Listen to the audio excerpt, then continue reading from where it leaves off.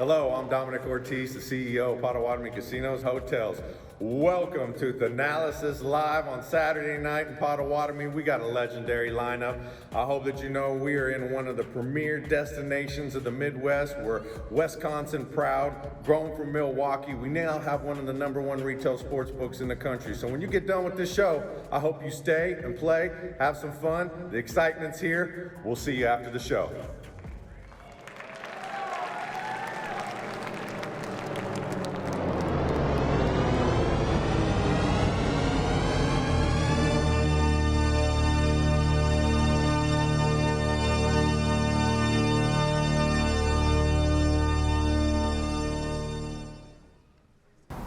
I'm Greg Marcus, and I want to welcome you and thank you for coming to the Thanalysis Show. Tonight's show is being recorded for a podcast, so please keep your phones in your pockets. Don't be like that guy. Oh, I'm sorry, Greg. I only needed to make one call. That's all. Craig Carvizin, founder of Good Karma Brands. Thanks for coming to Thanalysis Live, presented by Gruber Law Offices. What a night in store for you. It was only 4 years ago when the Milwaukee Bucks made history on a miraculous run to an NBA championship.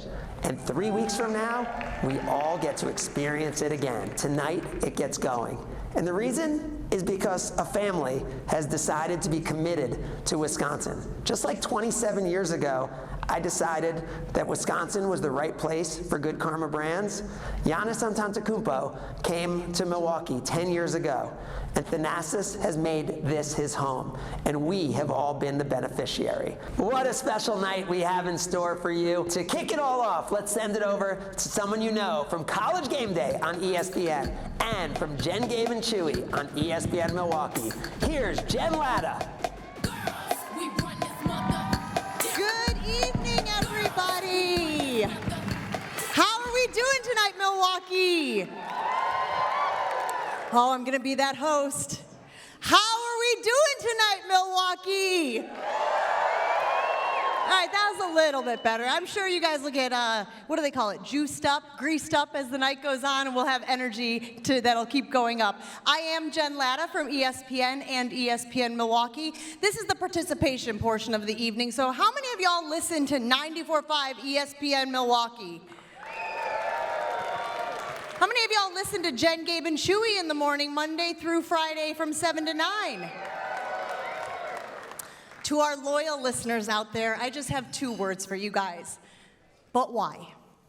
Why are we, I mean, come on. We're just a bunch of knuckleheads talking about sports in the morning and other things. We really do appreciate you so much, though. Thank you for listening. And thank you for being here this evening for an incredible night, Thanalysis Live, here at Potawatomi Casino Hotel, presented by Gruber Law Offices. Let's see, we have so much to talk about this evening. I want to thank those at Potawatomi who have made this possible, so get your clapping hands ready. Dom, big thanks to Dom, who you saw at the beginning. Big thanks to Luis and their entire operations team who put this beautiful ballroom together. Thanks to those guys. You know, one of the things I love about being here in Milwaukee, you know, I could live anywhere in the country with my ESPN responsibilities, but we decided, just like Craig was saying, to put down roots here is the way that Milwaukeeans support Milwaukeeans. Isn't that right? Don't we love folks from Wisconsin, folks from Milwaukee in our area? And the Antetokounmpo family has done such an incredible job of becoming one of us. And this is just another example of that tonight. Couldn't be more thankful of that. Who is excited to hear from Mr. Bucks in 6 himself, Brandon Jennings? Who is excited to see NBA champion Brook Lopez in the house?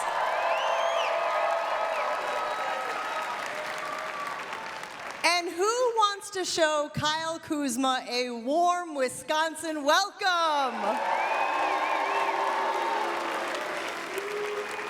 We have a full slate of surprises and fun planned for you all tonight. We cannot thank you enough for being in attendance. So you guys know I'm a storyteller by trade. It's what I do for ESPN. I find folks who have overcome adversity, who have defied the odds, who have really shown that mettle and ability to overcome the things that life puts in front of them. Is there a better example of that than the Antetokounmpo family? I mean, we've seen where they came from, what they've accomplished.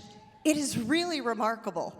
If Giannis had played college football, he certainly would have had a feature on College Game Day. Instead, he has a documentary on Netflix. Who watched the documentary of the Antetokounmpo family?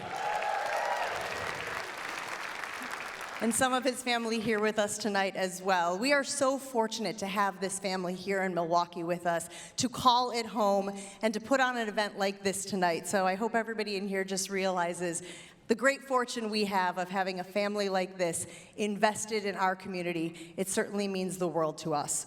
All right, I want to also remind you guys that over there, on the ones and twos, as they say, is the DJ of the Milwaukee Bucks, DJ Shauna. One of my favorite people of our city as well. And if you guys like the gear that I'm wearing up here this evening and the gear that a lot of our guests will be wearing, there's a pop-up shop for the Antetokounmpos back in the corner. Has everybody been to the pop-up shop? Who's already picked up some gear? Show of hands. Let me hear ya. All right, make sure you get back there as the night goes on. They've got some really incredible deals just for tonight. Okay, Jen, stop talking. You've been talking too long. I can hear you guys saying that in your heads. Some of you out loud, actually. Before we get things underway, just want to take care of some business and thank all of our great sponsors tonight. We mentioned Gruber Law Offices. Give them a big round of applause. Potawatomi Casino Hotel, who put together this incredible room tonight. Give them a round of applause. The great team at Carbliss. Where are you guys? Where's our Carbliss friends? Thank you, guys. Prisoner Wine Company, the Prisoner Wine Company, where are you guys? Thank you so much for your support this evening.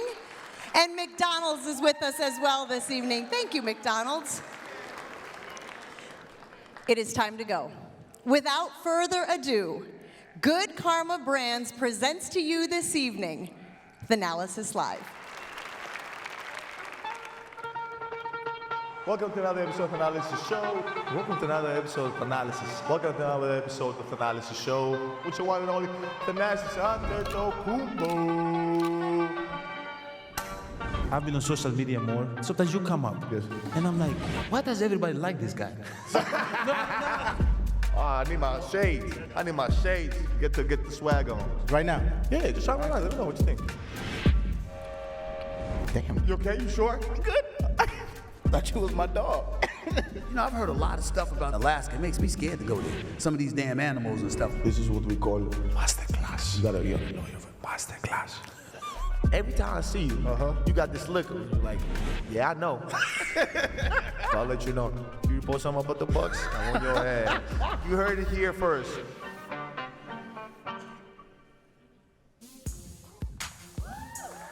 And now from Athens, Greece, number 43, Thanasis Antetokounmpo.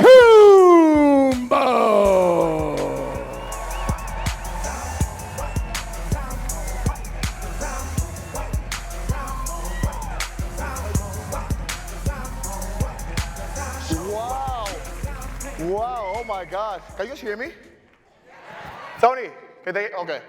Oh my God, such a crowd. I expected way less people. They loved you guys. You see that, Brandon? You see that, Brooke? You see that, Kuz? They love you guys. Thank you guys for coming in. It's an honor to do this again 2 years in a row. It's been amazing. You guys are really our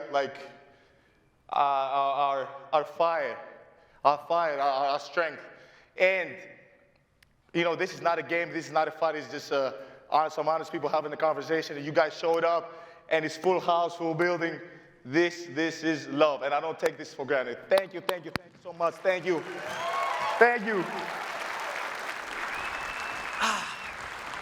Wow. Okay, now I gotta do this for the video. And welcome to another episode of the Thanalysis Show, with your one and only Thanasis Antetokounmpo.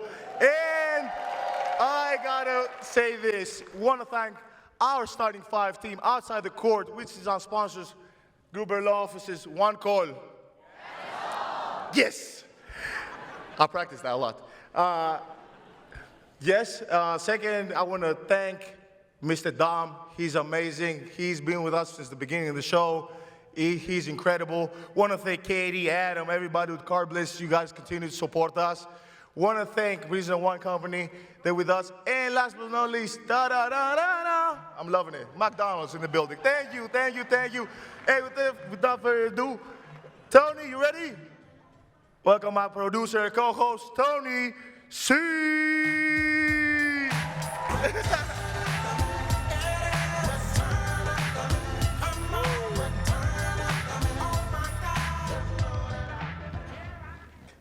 Don't be nervous now. Oh, we're not nervous. What's up, man?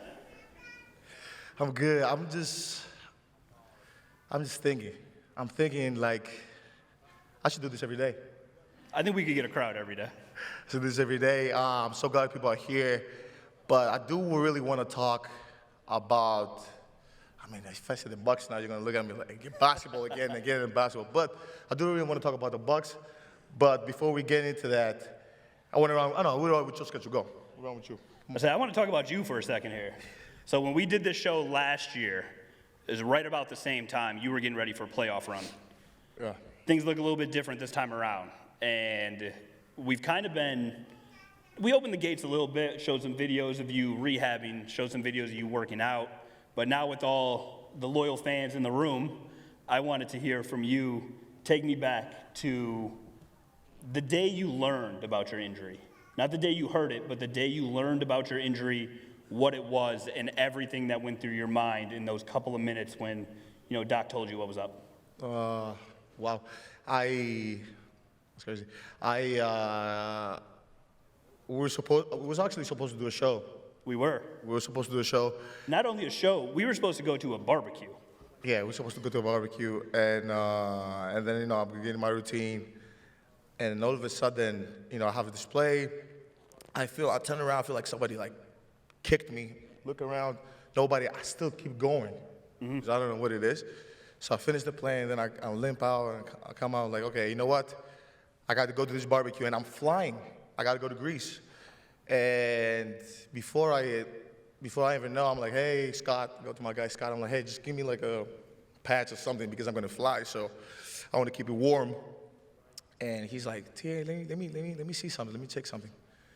And he squeezes my calf really hard, and I start screaming, crying. I'm like, oh, what did you just do? He's like, something's not right. And then the doctor came in after, and they told me that you might have a torn Achilles. You might have a torn Achilles. And I said, no way. I didn't fall, because usually they say when you get hit, you fall down, or you don't. And I was like, I didn't fall down. I kept going. I do feel excruciating pain, but pain is pain. And then he said, let's go do this MRI. I did the MRI. And I didn't believe it. I still didn't believe it. I was like, I got to do another one. And then they told me, T.A., you tore your Achilles. You gotta figure out the way what to do. And they told me hey, let's take a couple of days. Let's figure this out. But then I was like, no, I didn't want to take a couple of days. I went straight to the surgery right away. The next day I flew out by surgery. And then obviously there's other stuff too. I called my mom, and it was emotional. The crazy part of that, outside of the emotions of calling family, is that you said that you kept playing. Yeah.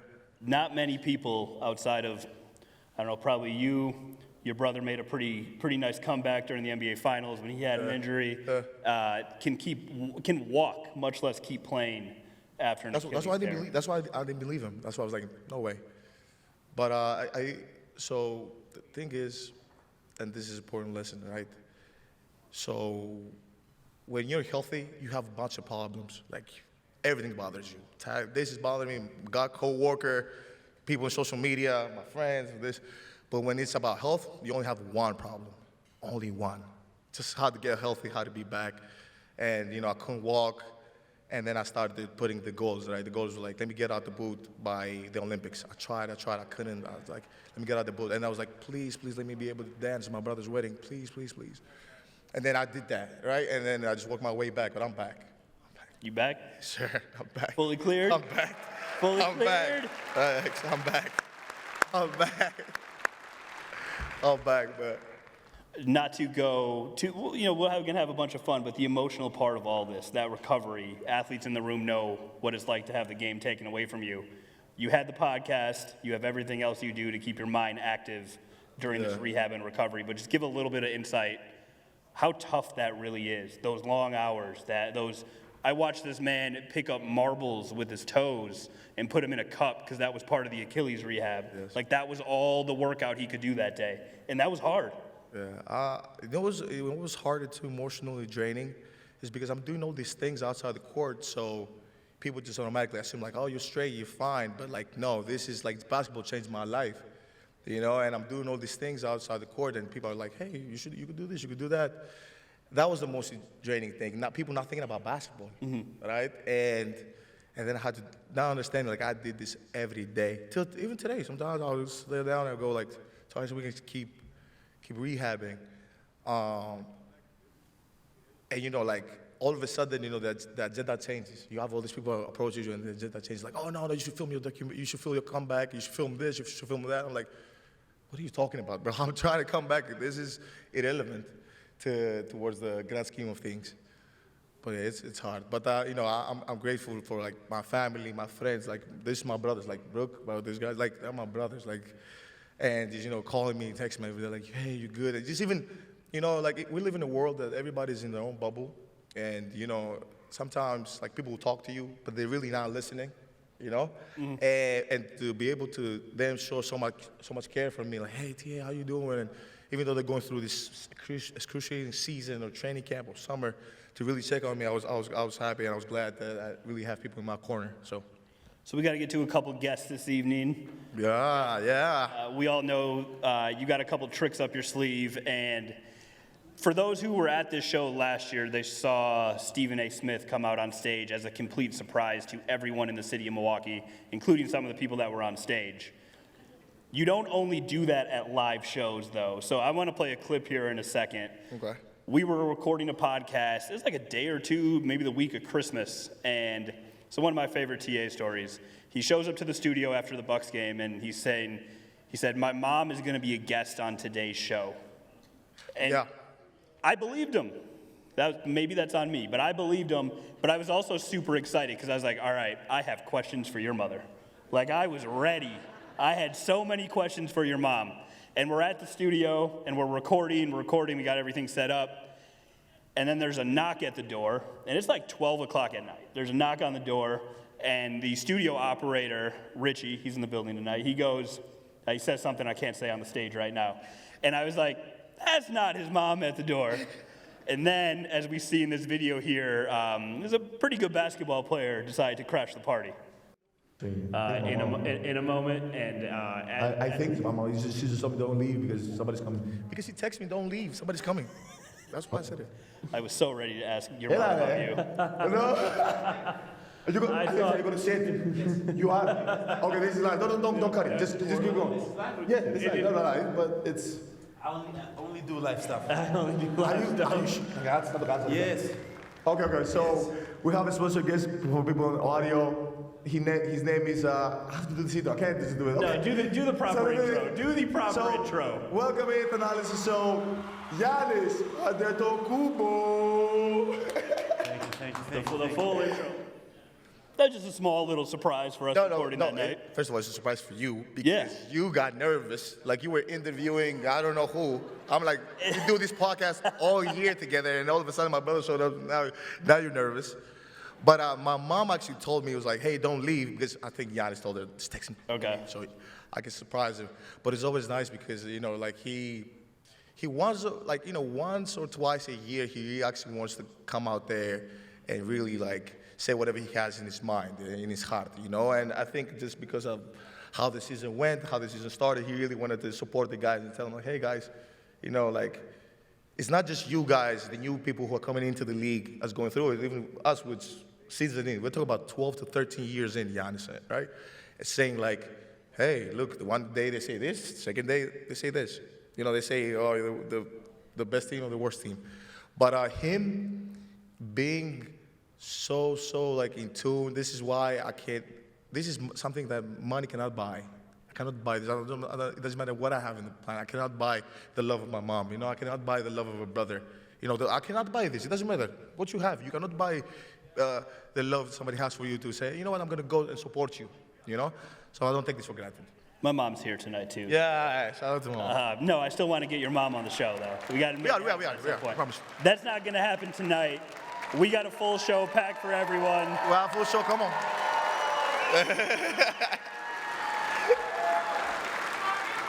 But before we get to our guests, TA did it earlier, but I also need to thank all the great sponsors that made tonight possible. Gruber Law, you guys did a great job of this earlier. I'll say it, you guys finish it. Gruber Law, one call. So. Thanks, everybody. Potawatomi Hotel Casino Hotel, obviously a great venue. The Prisoner Wine Company, McDonald's, and Carbliss. I know our Carbliss team is around here as well. So thanks for all that everyone here does to let T and I talk in a microphone for a couple hours every week. It's pretty much a dream job. So thank you all for coming out tonight. And now let's get to the good stuff. Let's get to the good stuff. 1, 2, 3, 4, 5. 6. We're gonna win in 6.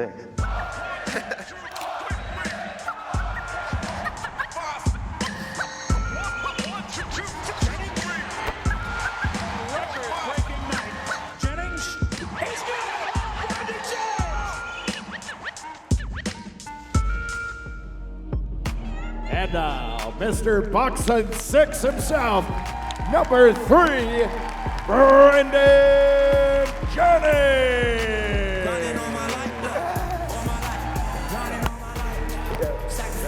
They can see you, bro. One slice, not to roll the dice, that's why all my life I've been grinding all my life. Look, I'm married to this guy. For real, I've been grinding all my life. Still grinding. Oh my God. You see, we do it different in Milwaukee now, huh? It's different, man. When I was here, but I love it. I love it. I love it, man. I love what you guys have brought to the city. I thought I was doing it big, but, you guys are doing it crazy, crazy big. So I'm just excited to still be a part of this franchise and still be a part of this city, man. This is where I first heard my first cheers. You guys, yeah. I was drafted here, heard my first cheers, heard my, first playoff experience was here, everything, man. It was crazy. Back then it was in the Bradley Center, though. Back then. Shout out to the Bradley Center, everybody who came to the Bradley Center back then. Come on. Come on. You know what's so crazy, too? Like, first games my mom and dad ever went to was the Bradley Center. And I remember, even with the jerseys and the rap, it was just, so different. Yeah. And now, Pfizer, but Pfizer is fire. Pfizer's different. Some different energy in that Pfizer. What? First of all, obviously, everybody, all of a sudden, Dame came to Milwaukee. Everybody became fans of the Bucks all of a sudden. But, we've been crushing teams, year after year after year. I remember, we had our 2021 stint, even 2020, before COVID hit. We would just demolish teams, and Pfizer was on fire. This is a build-up through years of people really coming out to support. And before the championship, I'm not talking about after the championship, I'm talking about before the championship, right? And I really can see it even now, the energy has been there. And now we just got to reignite it as a team, man. We got to, do our thing. Yeah. I mean, Dame is down, but that doesn't mean that you guys don't have pieces. You have Brook Lopez, Kuz, who's both been NBA champions. So now it's just the next guy up. Next guy got to come and show up and help, 34 out. Yes, sir. I do have, hey, Tony, do we have some videos for Brandon to see? Yeah, we got a couple here. Was it a week in on the job, Brandon, in 2009, and you decided to go crazy at the Bradley Center? I think 55 points comes to mind. Yeah, I remember that. Hey. Tony, can we play this video real quick? Now, if he makes this free throw, he will equal Kareem Abdul-Jabbar's Bucks high of 55. He did. 2 off Red's record. Don't foul. 129-125 on a record-breaking night for Brandon Jennings. Yeah. We got Jim in the building. Jim Paschke called that game, too. We got somebody in the building who called that game. Shout out. Yeah. The legend, Jim. The legend. The legend. So, How does that feel, man, scoring 54 points in the NBA game? Well, it feels good, the fact that I know that record would never be broken, and it's in the Bucks uniform. So any rookie that in 7 games that can beat that, you know, good luck. But, I mean, just that whole year, man, you know, coming back, you know, from Europe, the decision that I made to go to Europe, everybody was tripping about it. And then just to come back to Milwaukee and you know, score 55, make the playoffs my rookie year, I mean, you know, I can't ask for a better, you know, just entry into the NBA during that time. So, man, it was great. It was great times. Was it the feeling like I'm the man, like I own, like this is mine now? Like what was the, you know what I'm saying? I mean, I know what you're gonna say genetically, obviously, yeah, it felt great. You know, the media answer, yeah, I'm so happy to be here. Like, no. Mm-hmm. What I actually felt when you get home. I was wondering what Scott Skiles was gonna say. Kurt Thomas, he was like, hey, young fella, come have a beer with me. And then the next day I had to watch film, so I really didn't get a chance to really enjoy it. Okay. You know, I was a rookie, so, you know, Scott Skiles was, you know, shout out to Scott Skiles because, you know, my first coach coming in and, you know, he gave me the opportunity and he believed in me. So, you know, shout out to Scott, John Hammond. You know, of course, all those guys put me in a position. So, yeah, but it wasn't no, like, celebration. It was like, all right, Rook, go get these bags. Michael Ray was like, go get my newspaper, go get the donuts. Yeah, don't act like you forgot what you got to do now. We're only 7 games in. So, yeah, man, I had some good bets, though. It was good. Would you ever, like, in your mind think, like, man, Milwaukee is really going to be part of my journey. So it's going to be so big into who I am, right? Because I feel like it is who you are. Yeah. No, I didn't think it. But me, you know, the challenge that I took overseas in Rome, coming back to Milwaukee. Yes, it's a small market, but blue collar. The way they just embraced me, you know, signing to Under Armour and everything I was doing, man, it was the perfect situation for me. It's the perfect situation. Right? That's crazy. Not a lot of people can say that, man. You know, like you have people coming in and saying like, I want to be in a bigger market, right? I want to be in the bright lights and stuff, but people saying like, man, it's the best situation for me to come to Milwaukee. Yeah, well, I mean, I did. I mean, everybody wanted to be in a big market, but, you know, when you look back in your life and, you know, the way the fans embraced me when it was Bucks and 6 and you guys won the championship, it was like, yo, this is home. Like, I remember those cheers. Like, I remember all those faces and the little ball boys, they all grown now. Everybody all grown. So, it's just, you know, I saw somebody today, I was hooping. They was like, man, I remember meeting you when I was 10. I'm like, bro, I'm 35 now. I'm old. That's true, that's true. Tony, do we have another video for Brandon to see? Uh-oh. That's like us. I mean, I still got a chance, right? I can't wait till D'Angelo Russell get back. I mean, yeah. Oh man, we losing because D'Angelo Russell ain't getting back. Austin Reeves, oh my God, he's been missing so many games. When he come back, he's our savior. That's what we're sounding like now. You comparing Austin Reeves and D'Angelo Russell to Chris Middleton? Get the out of here. That's not even in the same. They're not even the same. Don't do that. Don't do it. Don't disrespect Chris Middleton trying to say, well, Chris Middleton is a way better basketball player than the 2 bums. Get the out. And right now, Chris Middleton actually got it done. Hey, man. All right. First of all, once a buck, always a buck. First of all, I'll start with that. Yes. But I usually just see my face when I saw it, I say, yes. I was screaming. I was like, let them know. Yeah, you know, in Gil's Arena, man, they be trying to talk about my Bucks, but you know, I'll be holding it down for the 414, man. We had a Doc Rivers day. You know, I made sure Gil put Doc Rivers up there. And every time somebody try to say something about the Bucks, you know, I got something to say. But Chris Middleton, man, what he's done for the city, for the franchise of Milwaukee, give it up to him.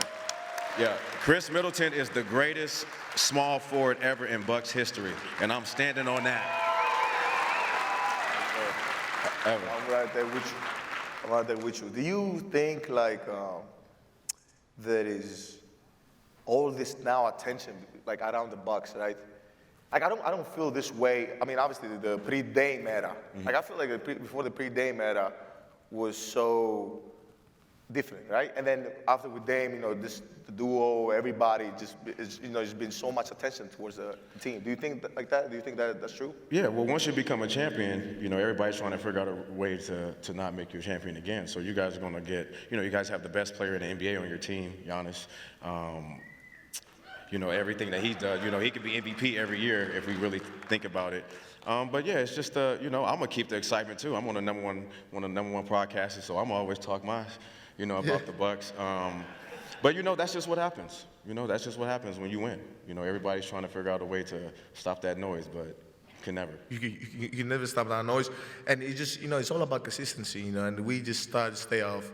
I think it has to do as well with the Bucks, because we just stay off the grid. Like a lot of players just stay off the grid. Like, it's not by coincidence, like everybody comes here and, congratulations to Kuz as well for getting engaged. But everybody comes here and gets engaged, and man, like, it's a thing. Like, we all, just want to play basketball, and just, like, really be family people and, do our thing. But I feel like there's a, I don't want to say an agenda, because the agenda makes it look like I'm targeting somebody. But I think that there is an air of, like, hey, we don't like that. That's, like, that's not fun for us. It's around the terms of saying, like, they're going to compete again. Like, they're good this year as well. Like, I feel like that's what I felt outside of it. And now I see it more because, I didn't get to play. So now I'm, like, around the team, and I'm seeing this more and more. Yeah. What's your feeling between, obviously you talk with certain players in your podcast, but you talk with any reporters and stuff like that. Like, do you feel that there is a thing that, not disrespect towards Milwaukee, but a certain, like, way they act towards Milwaukee? Yeah, well, Milwaukee's a small market, but we're a blue-collar state too, so I don't think Milwaukee cares. Like, Milwaukee's gonna be Milwaukee, and I think that's the beauty of it. Like, the elevation of everything from when I started to where it's at now, it's unbelievable. So to me, it's like Milwaukee's making progress in my eyes. Like, every time I come here, but it doesn't matter. It doesn't matter. Like, you can't, it's the 414, Bucks and 6 forever. Like that's big. That's all I needed to hear. That's all I needed to hear. And we gotta, what we gotta do? We gotta bring in our newest Buck member. Hey, Tony, can you do the intro for me? Can you kick it? Okay. I think we all need to give everyone here a warm Milwaukee welcome. A Wisconsin sports fan welcome to the newest member of the Milwaukee Bucks, Kyle Kuzma. It's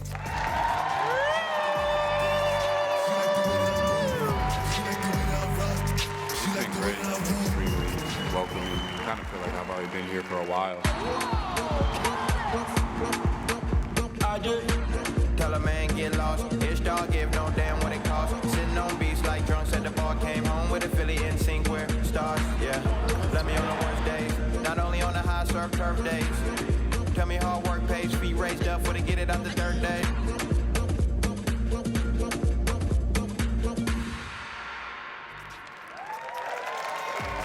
And now the newest Buck, number 18, Kyle Kuzma.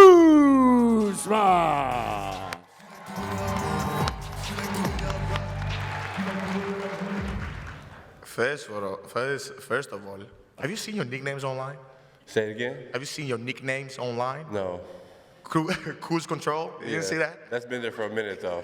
No, I'm saying, like, yeah, but I've just had you in the team. I'm not looking at your nicknames, but I'm saying, like, if you go down and you see how much the Bucks, bro, want to show you love and want you here, bro, it's insane, and it's proud.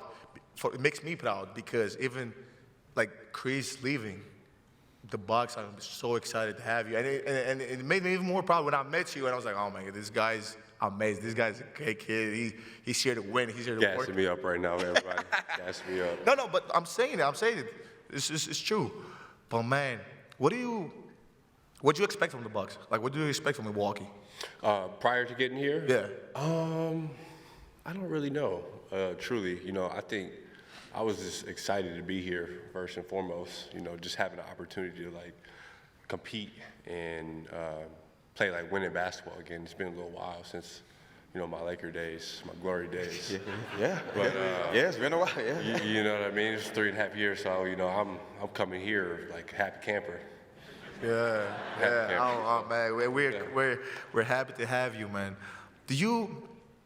I mean, obviously, you're like the one thing is basketball, but like the outside the court. Do you ever think about outside the court when you like say, okay, I'm going to that team? Do you ever think like, hey, I want this place, I want like the weather, or like, do you think about stuff like that, or is it straight team? Man, first? never. It's funny that I'm in Milwaukee now. I'm back in the Midwest. I'm from Michigan, Flint, Michigan to be exact. And yeah, this is just like home. This is a bigger Flint, Michigan, first off and foremost. But being here has been so cool, and I think that, my roots in the Midwest, I went to college in Utah, I get drafted by the Lakers. That was just like all the NBA I needed to see, you know what I mean? So like, I never really thought about going to, like, I need to be in this city, at this city. I just want to play basketball, because, you don't think about, I want to play for the Miami Heat for 12 years as a kid. You just like, I just want to pick up the ball and put a jersey on. So, it's great living. I'm living like my Midwest dream out here. I tell my mom this all the time. I can wake up, look at Lake Michigan. All I need is a honky-tonk truck and I'll be cool. So. But okay, so do you think people treat you differently now that you're a Milwaukee Buck? Do you think like now you being a part of this team, and this team now we're going to, like, how he was with the Lakers, and now this team has a goal of being one of the last teams standing. Do you think is a certain treatment towards you, or is it the same? No, it's the same, but I definitely feel that way. I think, just winning a championship and being on a championship team, you get a certain type of feeling you have just with like the group of guys, that's first and foremost, and then you have amazing staff, and then you have a front office and an organization that's trying to win. And, I think early in my career I felt that, I feel it again. So I think it's just something that is, just be grateful, to be in that type of situation. So. Yes, sir. Yes, sir. I was going to ask you about the fans, but you already know how they feel about you. You hear them going crazy. Love it. Oh, my God. Amazing. Hey, Tony, do we have a video for Kuz? Let's see. Who's the GOAT? Of course, Kobe. Of course. Every single day. The life lessons I learned from him are super super valuable. Every single day you wake up with a purpose in life, and whatever purpose that is, that's for you to decide what your life is. But doing things consistent, doing things with heart, doing things with passion, doing things for others is super, super important and very fulfilling. I cherish my time with him, the times I did have with him. It's my honor and duty to continue to do that, because he saw something in me. So, yeah. Oh.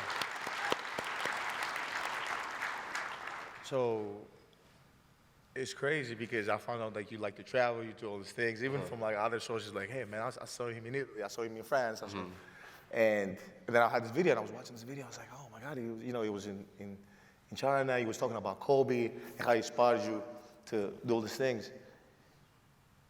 Do you feel like that you have to you have a certain way that you want to continue to expand the game outside of just the States? Do you feel like that at all? Yeah, that was like a crazy day in my life too. That was my first time in Philippines actually. And if you guys aren't familiar, Philippines is it's not the motherland for basketball, but they treat it like it is there. It's unbelievable. So I get off this plane, I'm flying from China, and every year I go to Asia to, just do tours and business things out there. So I fly in and I have this coffee company, they pay me money to go and, meet and greet, same type of thing, but he's not paying me, but it's okay. I thought we was brothers. Man, I get there, right? And I get out of, whatever type of truck I was in, and it was just a flood of people outside, right? And it had to be 200-300 people. And I'm like, okay, well, this is kind of typical for something in basketball in this region, nothing crazy. And walking through the mall, there were 7,000 people there. I felt like Michael Jordan. Yeah. Yeah, I just had to tell you guys that story because it was it's pretty funny that clip came up.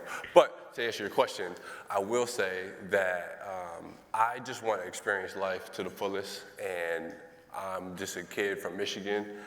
I wasn't highly recruited. I didn't go to Oak Hill. Wasn't McDonald's All-American. So I just enjoy myself, enjoy my life. You talk about, going to all these places and people know you and want to talk to you and just, hey, I watched you since, Laker, and that was like 6-7 years ago, something like that. And it's just like an honor, and it's grateful. So I always, I love to travel. And it's free trips, and, Free trips. Go to a little beach, have a chicken and boat. Yeah. Whatever. Do you ever think like to me, when I play basketball and I've lived, I think like basketball took me all out, like in the whole globe, right? With national team and be here. Would you think like, you think a lot of more players should travel? Because I feel like he traveled, he started overseas, right? You've traveled, right? And do you think that make you multicultural, expands you as a person? 100%. I don't think, if I would have just stayed in the same place, I wouldn't, dress how I, like my certain fabrics on me. Yada yada, I like, my Italian pasta. Yeah. I like sushi from Japan, so, yeah. Some risotto. What do you think about that, Barry? Yeah, man, I think it just, that's what helped me understand life and helped me be grateful with things. That's why when I came to Milwaukee, I was just like, overseas, it just teaches you about family and friends and, your sports culture. You guys really care about sports and family. Live and die by sports, man. So when I came here, Milwaukee was like family to me. So, yeah, it definitely helped me out a lot. So that basically telling you guys, all of you guys should come to Greece, basically saying you should travel and... Facts. Facts. We do have another video and for you guys to see. Yeah, you got to up a lot of yourself. I think what really drew me to art was when I was a kid and loving anime, loving animation, cartoons. Over time, that's developed a lot.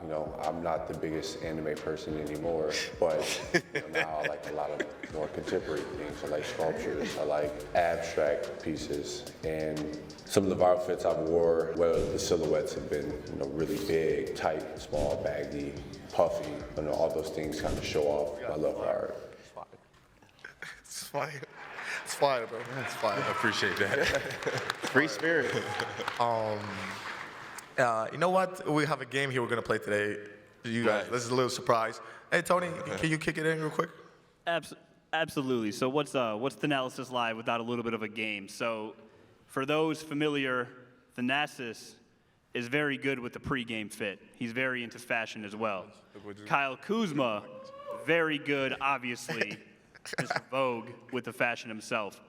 Brandon Jennings has a clothing line.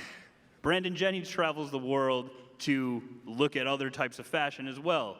So what we're gonna do, and Sean is gonna cue up the music here, we're gonna have a little fashion show. Thanasis and Kuzma, judged by Brandon Jennings. So Brandon, if you could grab the whiteboard in front of you. It's fine, it's fine. You got some fire. Kuzma, what are we wearing here? What was I wearing here? This was a top. From a brand called Raf Simons. He'll know what it is. Have to rank it? Yeah, it's a little cold outside. 19, whatever. It's Raf Simons.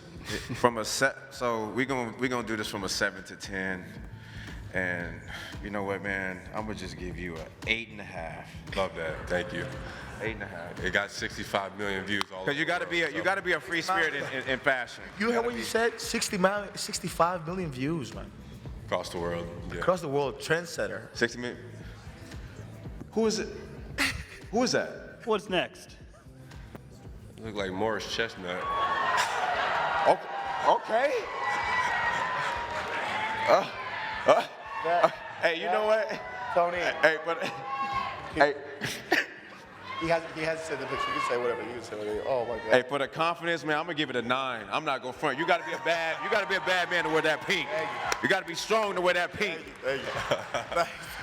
Jeez. Don't worry, we got a few more planned for you guys. Yeah, I like that one. It's tough too. Oh, you see the shirt though? You see the shirt under it? Yep. You know what shirt that is? I do know what shirt that is. Yep, you know. Yeah. And I'm gonna get that a 10 plus. Yeah. We got that tough crowd under there for sure. That boy going to war. Shout out tough crowd. Shout out.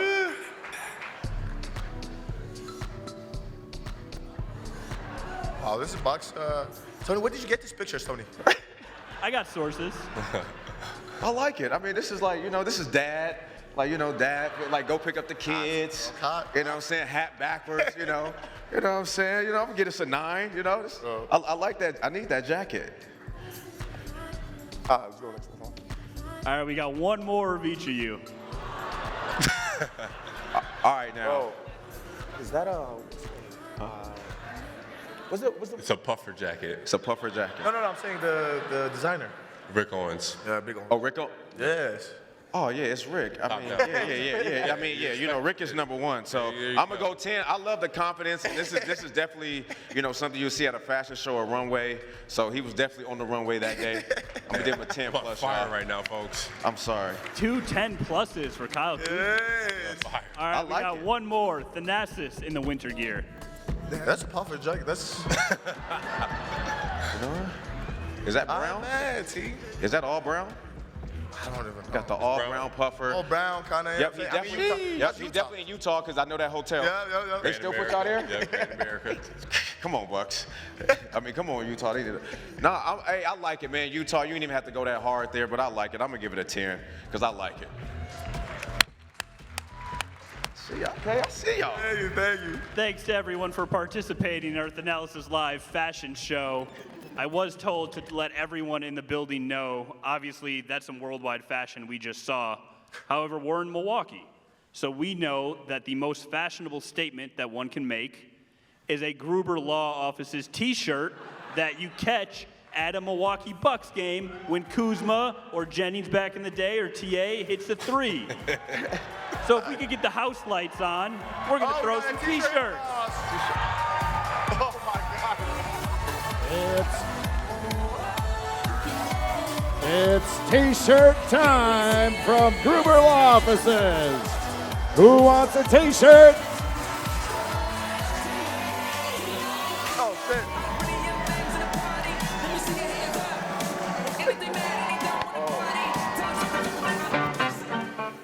And once again, here's Jen Lada. There, guys. They were talking about fashion. I had to change my look this evening. You didn't know this was a wardrobe change kind of show, did ya? You guys are like, that girl thinks she's Nikki Glaser. But seriously, this look is available back at the Antetokounmpo's pop-up shop. If you haven't visited yet, make sure you get over there. As the night goes on, they will be having exclusive deals to the folks who are here in this room, so make sure that you get over to the pop-up shop. This sweatshirt, available. The pants, not so much. These could fit you guys, by the way. You see how long these are? It's a good fit.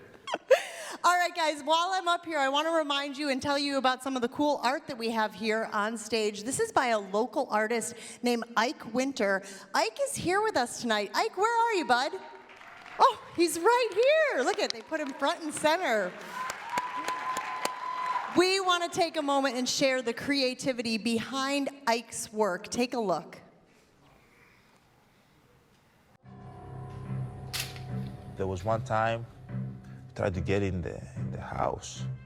Couldn't get into the house, and we had to take our belongings.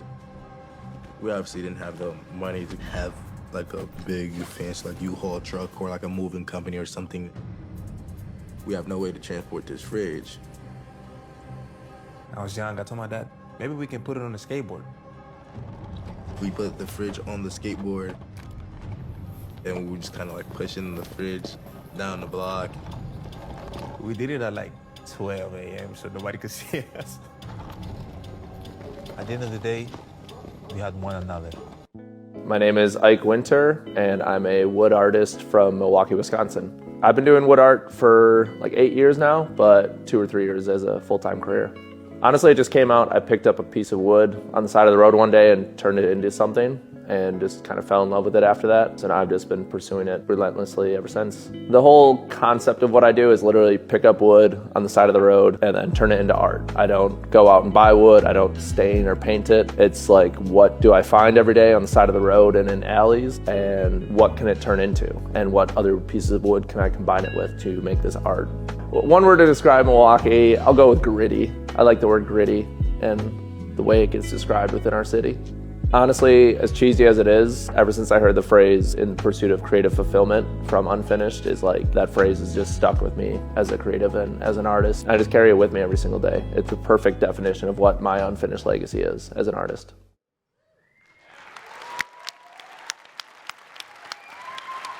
What I love about that is that there's no one way to tell a story. Ike is using wood to tell his stories. Let's give it up for Ike one more time, everybody.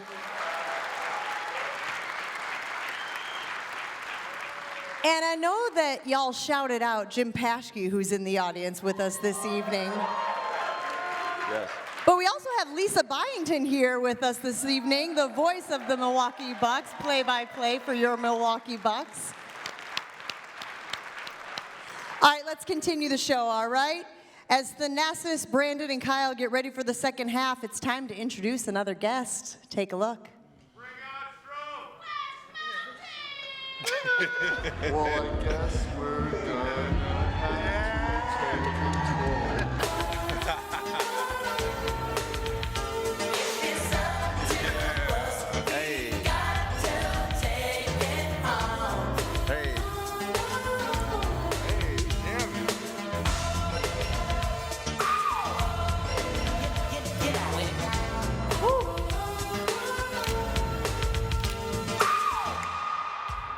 He's the man in the middle from Stanford, number 11, Splash Mountain, Brook Lopez.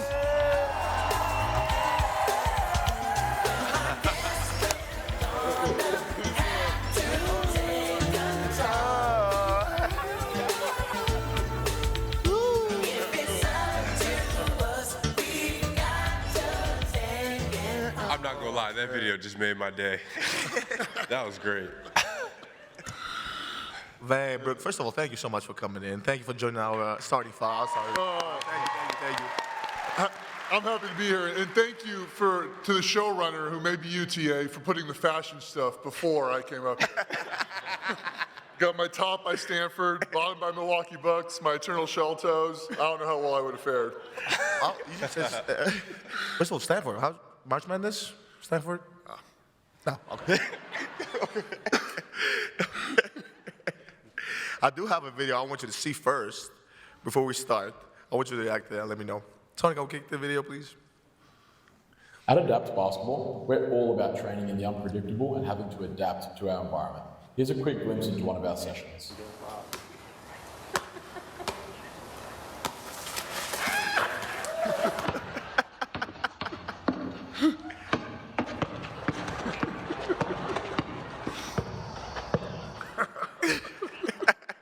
Man, my life.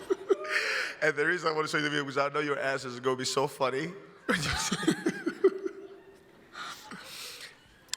Honestly, before the crocodiles or alligators, I don't know which one they technically were in the first scene, before they attacked and the guy started running, I thought that was me slowly dribbling the ball up the court.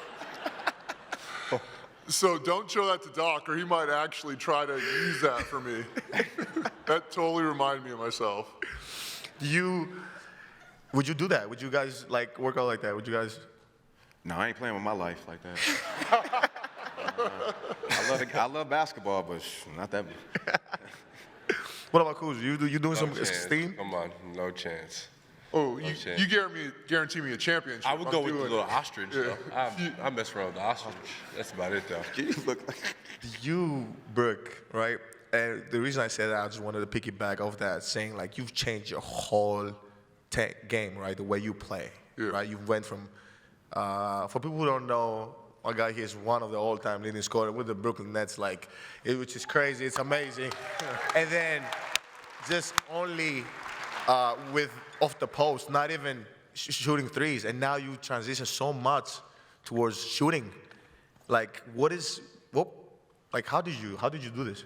How did you change your whole game? It was just work, man. Kenny Atkinson came in my last year in Brooklyn, wanted to run the 5-out offense. He was running in Atlanta, or Bud actually had been running in Atlanta and was so successful with. And so he wanted me to start shooting threes. Sorry, I just ruined the rating for your show. He wanted me to start shooting threes.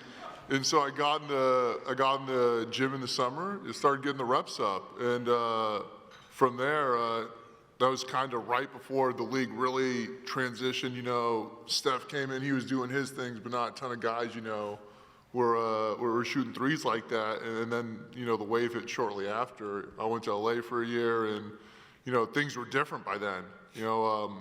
After my season in LA, I told them I'd come back for whatever. I'd take a discount. They weren't interested. And so it was pretty much, wow. I was like talking to my agent. I was like, what are we going to do? I was thinking about going overseas, trying to do something. And then he came to me like a week later and told me my options were go to Philly and be a backup, go to Washington, or go to Milwaukee. And so that was an easy choice for me. I was like, I saw the Greek Freak, I saw the young Greek Freak there in Milwaukee. I was like, I know where I got to go. I thought that was a good combination there. The rest, they say, is history. Well, man, but it was came to Milwaukee, bro. My first year, I was with you and Rob, and they were like, what was it? I know what it is for me, but with Giannis, what is it for you playing with your brother? Man. So you guys are. What's the video? What's the video? Okay, yeah, okay, all right, yeah. What's the video?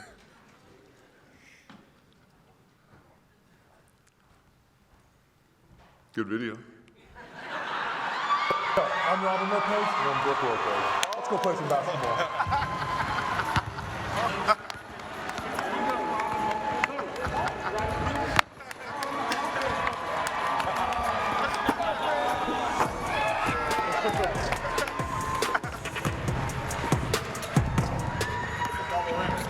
Double rim, you know how that is at the park.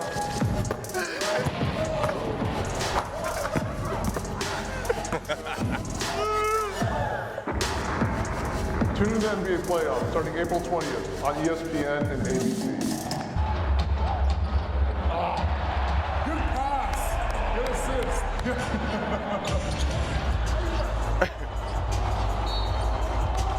That's a flop.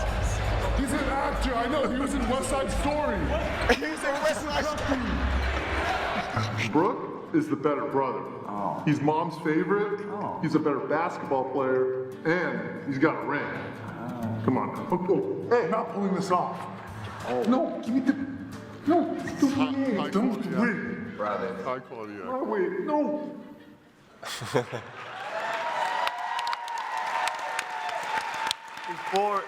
Before we start my next question, I want to thank Robin Lopez for being in the building. Yes, sir. Yes, sir. Thank you. I was expecting you to say so. I wanted to see if he was going to talk shit while he's here. So now you can tell me your answer. I just need the money. I'm broke.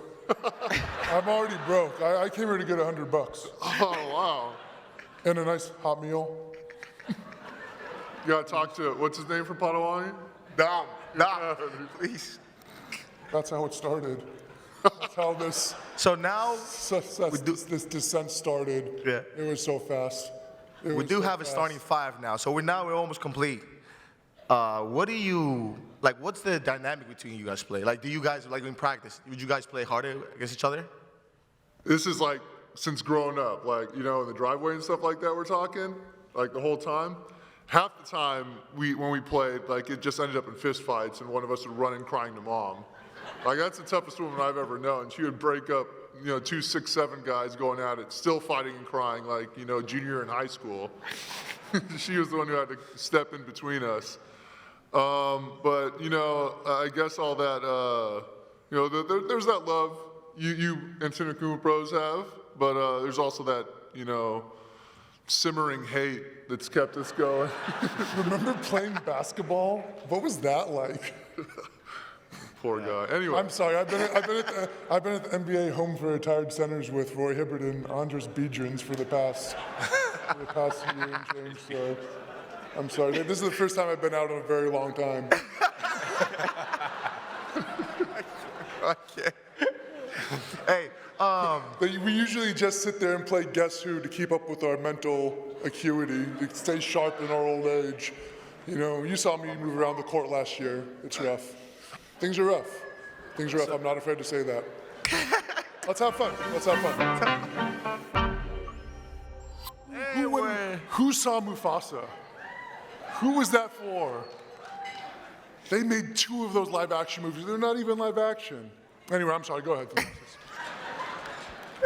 Thank you, Robin. And we're back. First of all, I told Robin I was going to surprise you with him. Well, he was supposed to go to France, by the way. Is that right? Yeah, he was on his way to France. Yeah? Yeah. That's when he realized he had no more money? Thanasis is paying me. Are you getting paid? Yeah. So you're not getting paid. He might have lied to you. No, I did it.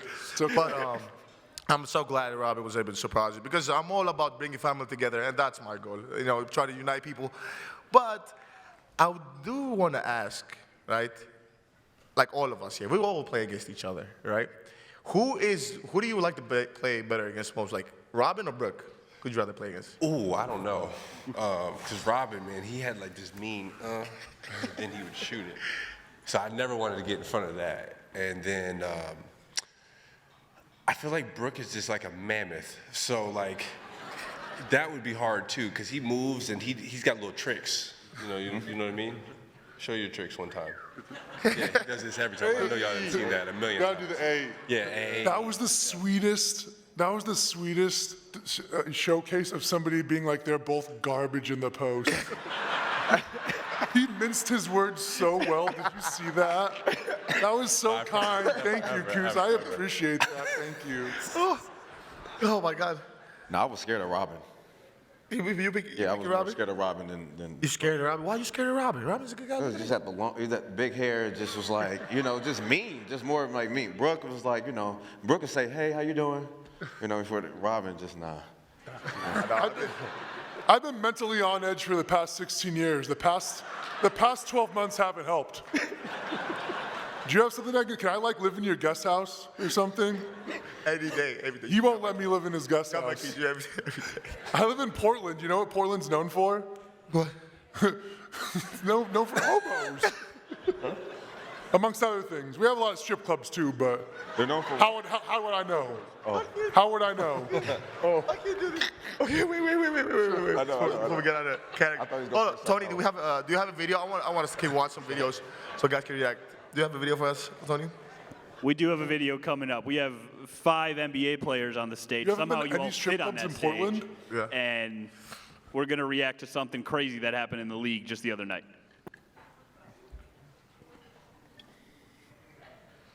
Furry. Get it into Vucevic. Quick pass to Williams. Big shot for Furry. Good. 2-point game. 9.8 left. Oh, who scored? Did he? The steal. Looking for the lead. Big time plays. Kobe, wait. Doncic took the final shot before that. Here's Reeves. Reeves straight to the cup. Lays it in to take the lead. Bulls are out of timeouts. 2 seconds left. Giddy for the win. Go! My God! I cannot believe this. Elizabeth, I'm coming, baby.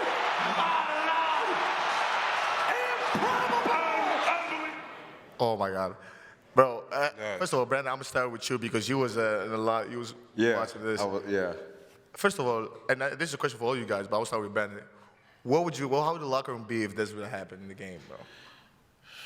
I mean, you'll be mad that you lost, but looking at it, it's like, that's actually the best game this year.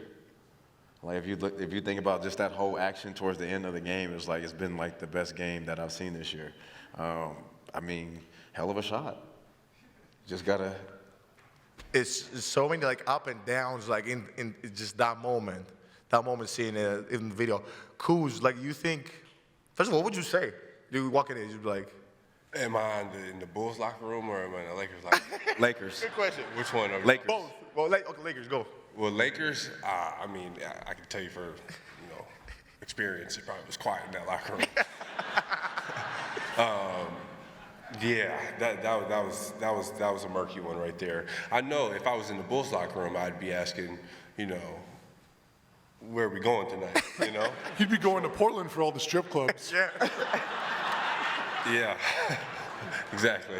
How long has Josh Giddey been on the Bulls? I don't know, but bro, man, he just has incredible plays, man. Yeah, he's been So we all been a part, and now this is with Brook. We all been a part of game winners, right? And like plays that go up and down, and you get scored on. But this was deflating. Yeah. Okay, how you see it? Being up 5, they take a lead, and then you take the lead back, and then. I mean, how many seconds was that in? I was 10 seconds, everything. I was paying attention to the game, obviously, but not the little score bug. I don't know. I should have been doing my research, but that was, like 11 points in 10 seconds or something like that? It was Reggie Miller stuff there. Man. Do you guys ever, and this is a question for everybody, like, do you guys ever, like, think, when you start playing, you dream about having game winners, would you guys work out, like, just dream, like, hey, I'm having this game winner, like, and shoot it, and, like, have you ever happened in real life? What do I mean by this? Like, really practicing the play, and all of a sudden you go and you hit that shot in the game, either, win a game in practice or to win a game in a normal game. I feel like I just dream about being awful at basketball. Like, I'm already not very good, and when I dream, I'm even worse. Yeah, just yesterday, I dreamed about, I tried to do a swipe through. I tried to sweep through, and the ref didn't call the foul. But I ended up at the free throw line anyway. And I shot the free throw, and it felt like I was going in, but it came short and just clanked off. And so, and that was the story. No, that wasn't the rest of the dream. Want to hear the rest of the dream? Yes. Don't ask me, Thanasis. This is your podcast. Yes. I keep a dream journal, so. Also, why are the Lakers wearing those neon uniforms? Those things are garbage. Disrespectful. Oh my God, Tony. Anyway, go ahead. I'm sorry. Tony, go. So, TA, we're going to cue this up here. We forgot to air a video earlier in the show of a comedian that we had on the podcast just about a year ago. Local comedian Charlie Berens sent his welcome, right? And I wanted to air it. I didn't realize we had Robin Lopez, stand-up comedian, with us tonight as well. I don't even know where to go or what to say. I want to hear more about this dream journal. There's a lot going on here. The dream journal? Yeah. Yeah. Well, give me one page of your dream journal that's appropriate for an all-ages event. Okay, no. Very appropriate. We have. It's just really pathetic, really. It's all very wistful about things that could have been, should have been. It's going to be a huge downer on the night. You don't want to hear about that. All right, let's cue up our other comedic video. Bradley Cooper was in it, though. Kick it. Hey Milwaukee, it's me, Charlie Berens, and I wish I could be there with you today, but I am unfortunately on tour. But I gotta say, I'm upset because when I was with Thanasis Antetokounmpo, I was telling them about the great Midwest cuisine of peanut butter and pickle sandwich, and shortly after there I found out that Thanasis has never eaten a bratwurst. And I was gonna wrap one up for him, and that sounded weird. But anyways, someone get this guy a brat. All right, wish I could be there. You guys take care and watch for deer. Bye-bye. Well, he said bratwurst. Have any of you guys had, I mean, I haven't, but have any of you guys had bratwurst, or what's called? Brats, yeah. Beef brats, yeah. There we go. Midwest vibes. I've had hot dogs at Brewers games. Hot dogs at Brewers games? Do they do brats at Brewers games? I don't know. Is that the same thing? No? I can't stand pickles on anything. So, Do you know about Sonichu? Say again? Stop. No, it's okay. Go ahead. I've never had it, and everybody keeps telling me I should have a brat. If anybody knows a good spot, just please contact the page and the channel. I definitely gotta have to get one. But Tony, I gotta keep on with the show. I do have so many questions to ask them, but I wanted to give you guys a glimpse of how it feels to be in our locker room. This is exactly how it feels. Exactly. Yes. With him. Yes. Yes. Yes. It's exactly how it feels, being in an NBA locker room. But then I do have a video for you guys to react. Let's go to the next video. Called to thin and on the rotation. There won't be a problem there. We're hugging. Lopez grabbed his headband. Those cookies. And he took that dude's fitness. Oh! He's fallen over a bit, kept his feet under him. Giannis back to Kuzma. That's pretty basketball there. Bobo trying to develop young talent. There was no theme to that clip. No, at all. At all. So my question was, first two clips you see Giannis blocking your shot, right? Playing against Giannis. You going at it with GT, right? And next exact play is him giving a great assist to Giannis, and then GT scoring a great shot for us in Dallas, winning the game. How does it feel like having those guys in our team? Like, how do you feel? About having GT as a teammate? Yeah. Oh man, it's incredible. You know, he knows what it's like, and obviously having Adam, it doesn't help seeing the way he's been playing too. I mean, come on, man, he's been killing it. You know, he's a hooper. He knows what it's like. I mean, he knows what it's like to go crazy on court, but we all have those moments. Have you seen Sleepaway Camp? Okay. we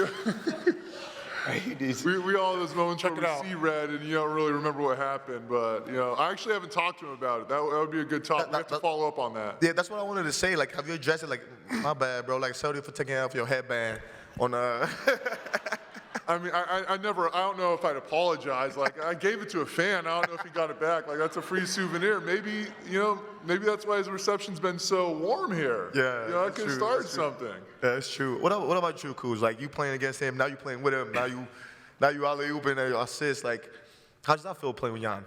Oh man, super fun. You know, I feel like I've always been hyped for that matchup every time I've ever played against him since I came in the league. And, you know, we've had some battles. I've always lost them, and, you know, he's probably always has like 55, 60 on us. But, you know, it's fun to compete against him for sure. And being his teammate is amazing, you know. It's I will say this one thing about you guys, family, I know Mom's here. You guys have, like, great humility, you know, and I think that goes a long way. I think when you're playing with somebody, especially someone that's like a superstar, not too many superstars have humility, you know what I mean? Yeah. And are like family oriented, like to that extent, you know. And you know, it's been great. It's been great. So, Mom, you did a great job. Thank you. Thank you. Thank you. I was expecting you to say like, hey man, hey. Once you got in the locker room, I was expecting you to say like, hey man, I won a championship with Costas. It's time we won with you. Yeah, see, I wish you would have showed the clip of like me, like, you know, bumping him or something. You know what I mean? But it's okay. I got you. Tony, can we find that clip? I got you. We'll find it. But okay, let's go to Bucks basketball. But I'm gonna ask Bucks basketball, and you're gonna give your opinion as an analyst. You guys are gonna give your opinion as a player. And you're going to give your opinion as a stand-up comedian of tonight's show. Okay. I'm going to give my opinion as the wino on the side of the street. So, what the Bucks could expect for the rest of the season? Brandon Jennings, analyst. We're in the 6th spot right now, right? We just got to finish strong. You know, I know Dame's out, Bobby's not there right now, but we still have a lot of pieces. And, you know, when you're playing with the best player in the NBA, you know, anything is possible. So, you know, I just think right now, with how many games you guys have left? What, 10? About 10 games? 10, yeah, take these last 10 games, get together as a team. You guys know what's at stake, and, you know, man, it's whatever. It's time to get hostile now. The postseason is the best time of the year. Yeah. It's time. You got to lay it all between the lines to me. So I'm going to just tell you guys, stay hostile. You know I'm going to be on that sideline going crazy. Hopefully they don't give me the red card. But, you know, I'm going to be there. Red card. Do I get a red card? That red card. Yeah. What about you, Kuz? Like, as a player, like, what do you, like, how do you approach the final stretch of the NBA season for you? It's all rehearsal. I feel like it's all rehearsal for the big dance. The big dance is playoffs. And for us, well, I mean, we're a brand new team. You know, anytime you add people at the halfway point, you know, that makes you a different team. And for us, we're trying to figure out, obviously, you know, down bodies, bringing Bobby back, me getting here, integrating KP as well. Sims is here, Sims is hurt.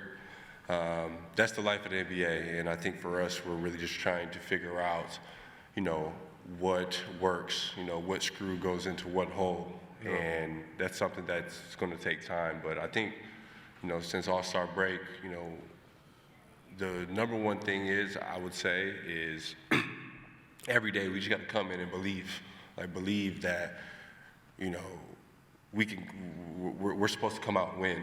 We're supposed to come out and win tonight. You know, no matter who's playing, no matter if Dave's out, no matter, you know, if GA has to take a night or Brook is, well, Brook always plays, you know. That dude's an Iron Man. Oh, he hasn't missed the game. Iron Man. Knock on wood, though. 39? 39? 39? No, not quite, not yet. Almost 37. Like another couple days, 37. So actually, it's scarily not far off. Crazy, but yeah, you know, we got to believe, and I think we do. You know, we got the leadership at the top. You know, Brook is up there first and foremost. You know, GA and everybody. You know, me, whoever. You know, I think it's all about just having patience and putting it together. Because at the end of the day, what you said was, you know, a lot of times NBA champions and championship teams are defined by who has the best player every night. And when you have a true number one player, anything can really happen. So. Yes, sir. Check it out. Well, thank you. What about you, Brook? I mean, you've been a guy. We've been the last team standing, so we've been through the rodeo. Kuz has been in the last team standing. Like, how do we put those? I know you're very, very confident. I know that, but like, how you know? People. No, it's pretty much like I told you in the locker room last night. You know, we have a lot of new guys. We have a lot of guys that have been here. But we got the guys. We got the right guys. We got guys that can hoop all the way up and down the lineup, guys that can guard, guys that can put the ball in the bucket. You know, we got the best player in the world. You know, we know that he goes every single night. He goes to another level even in the playoffs somehow, you know. And he's going to go get it. And we're all going to fall in behind, fall in line, go get it too, man. So the ball's going to throw the ball up. We're going to get it. That's that. Yes, sir. Yes, sir. And this is another opportunity for guys, you know, that just came to the Bucks to showcase, you know, what's coming up next for the years too. Like, so everybody should, you know, when your opportunity comes, you got to take advantage of it, and I'm sure these guys will. Yes. Let's know. Robert, what about you, man? I want to see what you think. You look a little nervous over there. Me? No. No, but for the biggest thing for me, past two playoffs, Giannis hasn't played. You know, it's a different ballgame when Giannis plays. He plays in the playoffs this year. It's going to be different. Yes, sir. Surprisingly sincere answer for my brother. Yeah, it's good. I was shocked. He asked that too. For me, guys, if you guys want to hear from me, only the one thing I would say is make it edited. Bucks in 6. It doesn't matter who's on the court, how's on the court. You guys come out, show up. We are going to be just fine. Bucks in 6, and let's go. But not talking about championships of being, you know, like the last team standing. Okay, I want to know, like, what did you do when the Bucks won the championship? What was you doing? You ain't see me? You would have thought I played. I had so many beers. I was drunk. I was tired. I was like, man, how many of these we finna keep doing every year? 50,000 people. Oh, whew. Yes, sir. Oh, yeah, it was great. You know what? Because after we flew with the Greece, it was great. Like I really enjoyed like the city's changed, man. I don't know how to say this. Like they really, really changed and changed for the better. You know, and I want that feeling again and again. And even if I'm not playing or playing, like I want this for the city, man. This city changed my life, my family's life. You know, I want this for the city. And by the way, you know, Kuz, what about winning with Kostas in the bubble? Like how was that? Man, you know, Kostas a little quiet back then. I said, they ain't getting no parade like us. You know, but, you know, you guys had a different experience than me winning a championship because we were in the bubble. And I like to call that prison for millionaires. That's what it was. We were in this tight little bubble. And 105 days. Prison for millionaires. 105 days. 105 days. For their dark secrets. Wait, 105 days? 106 days. Oh, yeah, 106 days, and then you know, we got out the bubble and there's nothing to do because the world was shut down. So like, you know, we just like partied on Zoom. Like it really wasn't nothing going on too much. We didn't get a parade, so I didn't really feel like I won a championship. I mean, I feel like you win a championship. Yeah, I sat there with a trophy and it was amazing. You know, I felt like the roller coaster of picking up a basketball, winning a championship, the highs and lows. But I didn't get no damn parade. Yes. Yeah. Like Giannis showed me the video of the parade like maybe 2-3 days ago, and yeah, it was lit. I know it was. I saw it. It was 700,000 people there. It was, of course, it was lit. Yes, yes.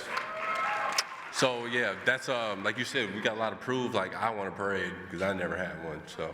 Yes, sir. Oh, it's crazy you say parade because I always actually had my own whip at the parade. All my own cars, phones, everything. It was fun, man. It was great. What about you, Brook? Like, what did you do when you won the championship? Like, what did you do? Man, I took the trophy to Splash Mountain, Orlando, and Splash Mountain. So I haven't taken it to Tokyo yet, so we got to do it again so I can take it to Tokyo. Yes. Tokyo's still in Splash Mountain. It's still Milwaukee and Tokyo. Yes. Splash Mountain. Hey, Rob, when Brook won, did you text him like, hey, congrats, or like, what'd you? I had a movie marathon. I watched Paddington 1 and 2. That's quite a marathon, 2 movies. And I saw Paddington and Prue just a few days ago, so if you haven't seen it yet, go check it out. But 2 movies, you know, usually I'm exhausted. I kind of tuck myself in. But the funny thing about winning a championship, or Brook winning a championship, was everybody in the street, they thought I played for the Bucks still. So they were going, oh, congrats on winning a championship. So in my head, I started thinking, I have won a championship. but that was fleeting. And I started thinking, is this all there is? Because people aren't talking to me or they don't respect me anymore after like saying, hey, you won a championship, congrats. They just kind of stumble away. And I'm sitting in Trader Joe's, you know, shopping for butter pecan. And it's like, I had kind of this existential crisis, you know, after Brook won the championship, and not for the reason you would think. But the Paddington movies are well done, they're heartfelt. Love it. Oh my God. Wait. I'm doing fine. So, like, obviously, with that being said, you know, all of our goals here is to bring a championship to the city, right? Everybody, that's what we work with every day. That's what we're trying to do every day. It's crazy once you see that, once you get that feeling, you just want to, it's addicting, right? You're like, man, I hope we win it again. I hope we do this again for the city. And, you know, you become a champion for the city outside the court, outside of the four lines. You come to the Bucks now, trying to bring this team, you know, trying to help this team win a championship. You stay here. We are like supporting like our brothers and the team, me and Rob, right? And the team still, like, does any of this journey makes you like reminisce and go like, wow, it's not that easy, huh? Once you get it, because do you feel that way? Like once you do it, man, I should have had even more fun when it happened, or no? Or you just like, let's go do it again. It definitely makes you appreciate it for sure. You know, like it was so much work the first time. You know, it took me, well, I don't know. It's so many years now counting. I was 32 or whatever. I don't know.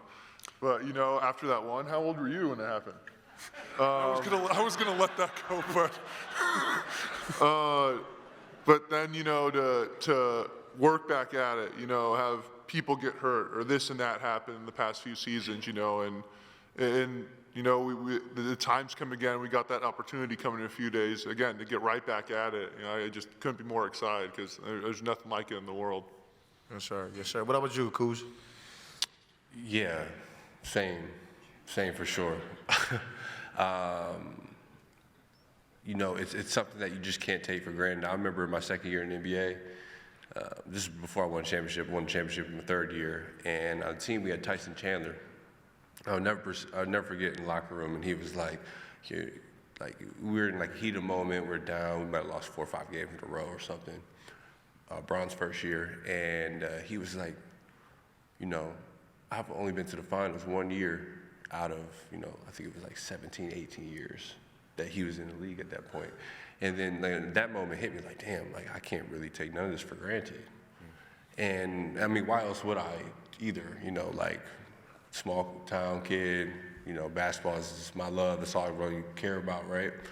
So when you have those opportunities, like you can't let them slip. Bobby Portis, shout out Bobby Portis. No, he says all the time, you know, as of recently, 90 days will change your life, and it will. You know, the playoffs is coming around the corner, and when you have an opportunity, you have a team that can do it. You know, you want to just dive in, you want to embrace, and you want to be in it because you just never know when you're gonna have that opportunity again. You know, I won the championship in, you know, my third year, and then 4, 5, 6, 7. You know, I couldn't even tell you how many wins I got. You know what I mean? And not disrespectful, but you know, it's an honor to play for contending teams and have that opportunity because you just never have that chance. So. Dang it, man. Yeah. Oh man, I'm happy. You know, I'm happy you're saying the right things I want to hear, man. You know, you just got here. I'm hearing what I want to hear, and I'm like very excited. And but you know what I'm so excited about too is another chance on another run. You know, and I think you guys should be excited because it's another chance for us to show what we're made of and just keep it going for the more. Hey, Tony, what you got for us next? All right, we have a. Who's here?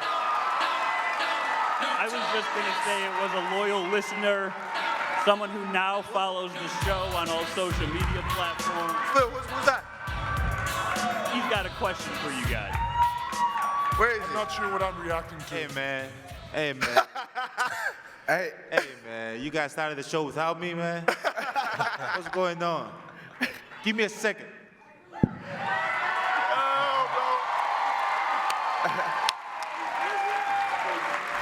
From Athens, Greece, number 34, the Greek Freak, Giannis Antetokounmpo.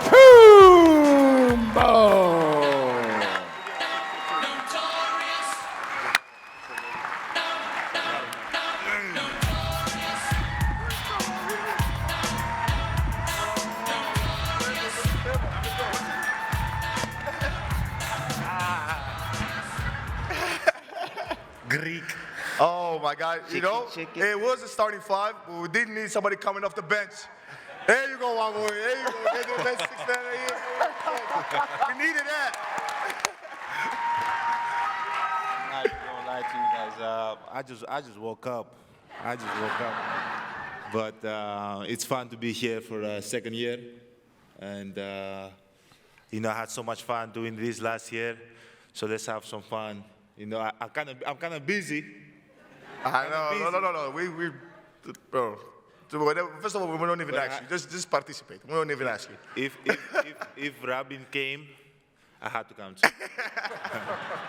So yeah. Thank you, dog. I really appreciate it because I know, like, with everything that's going on, and congratulations, first of all. From my heart for everybody, congratulations. People might not understand why I'm saying congratulations, but you can tell them why. Right here, you guys. For all of you guys that haven't had kids yet, for the young people in the audience, like when you have this in your wrist, that means you just had a kid.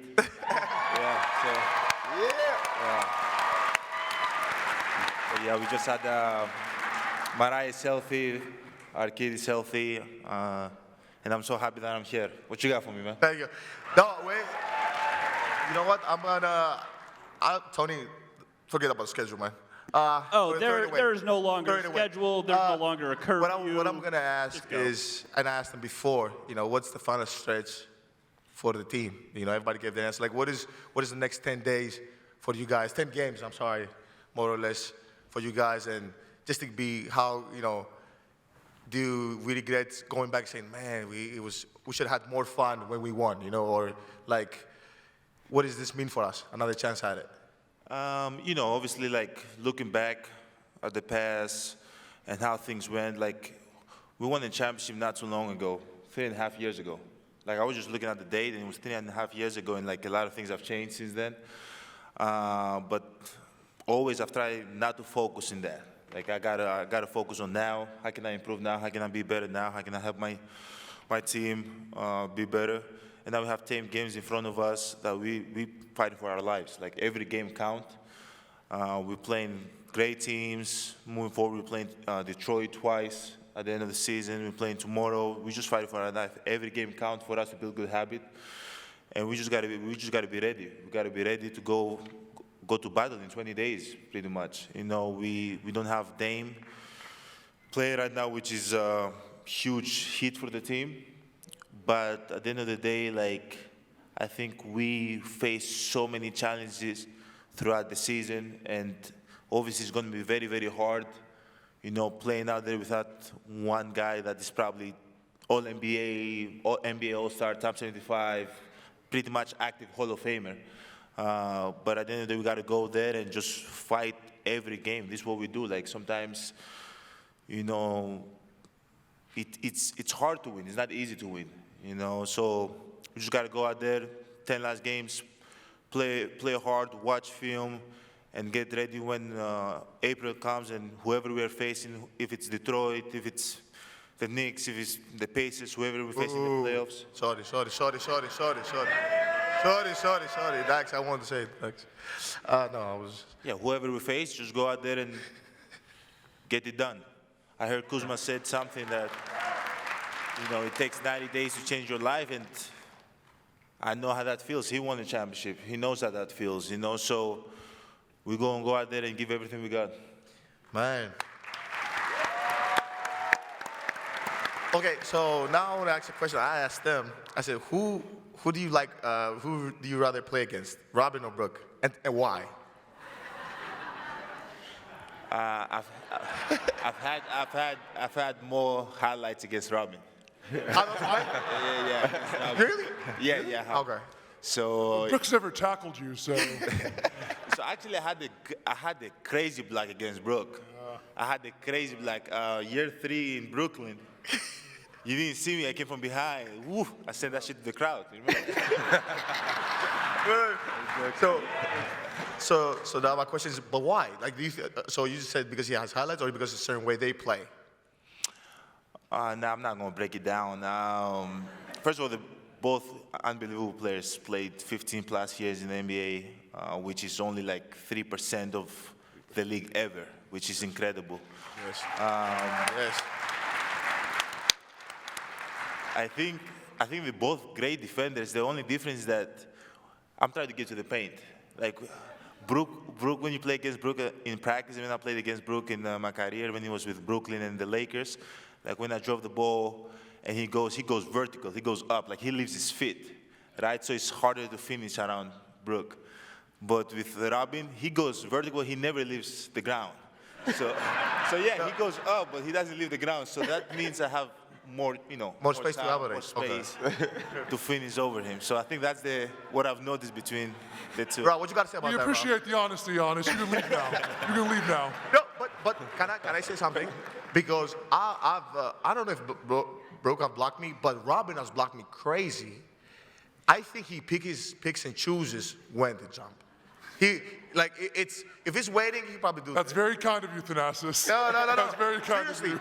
Seriously, I want to say this because we did play against each other, and to me, like here, guys, we have, you know, I really cherish this moment because I never know when I'm gonna have in the same time in the same place Brandon Jennings, Kuzma, Brook Lopez, Giannis Antetokounmpo, Lopez, all these people. Like, I never know if I'm ever gonna see this, and I'm so grateful you guys come to the show and do all these things.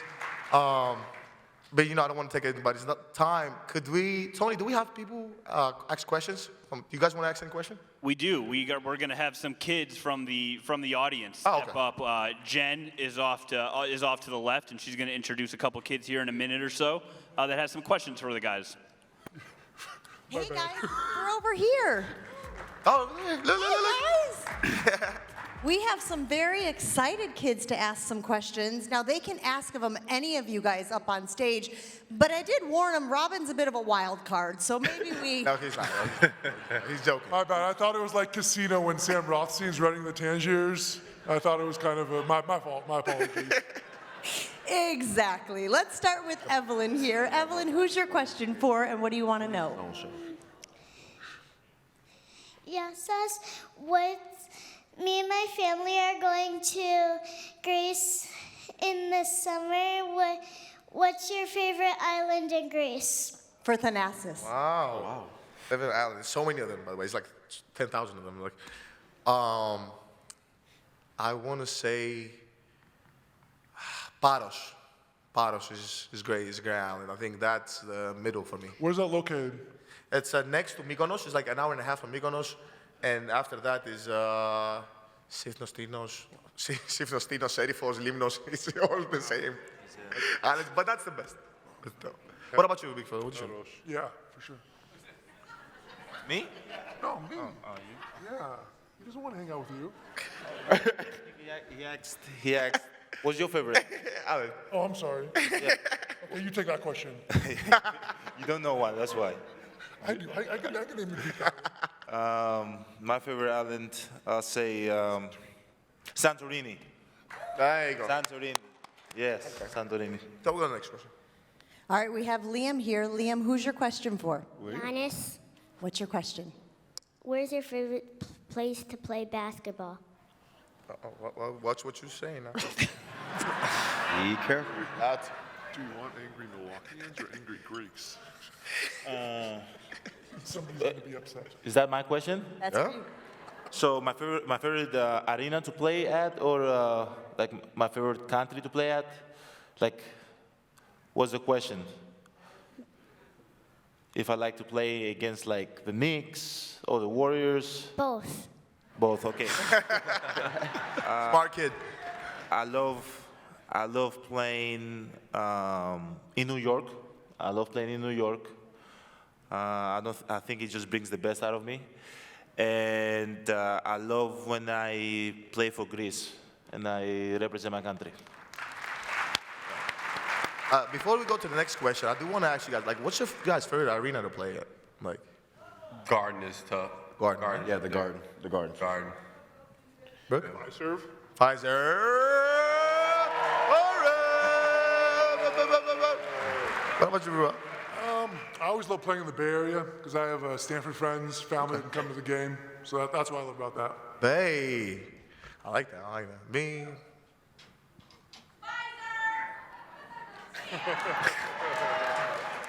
Pfizer. Okay, let's go to the next like question. the Bradley Center? Bradley Center. He played it, and Giannis played it. No, the Bradley Center was too old. No. Hey. There's some good times in there. There's some good times. Actually, I have a question for you. You're about to play Lou Williams one-on-one or something.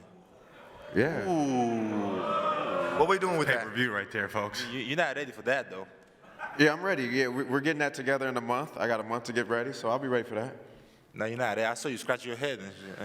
You did. Well, it was Lou Will, Ty Lawson, Jeff Teague. You know. Who do you think? Be honest though. Now, 100%. Who do you think he's gonna give you the most problems? I think all of them, because I called them all out. But they got to come to my territory, so I'm in control of it. I'll be ready though. I'll be ready. Okay, cool. Yes, sir. Yes, sir. There you go, John.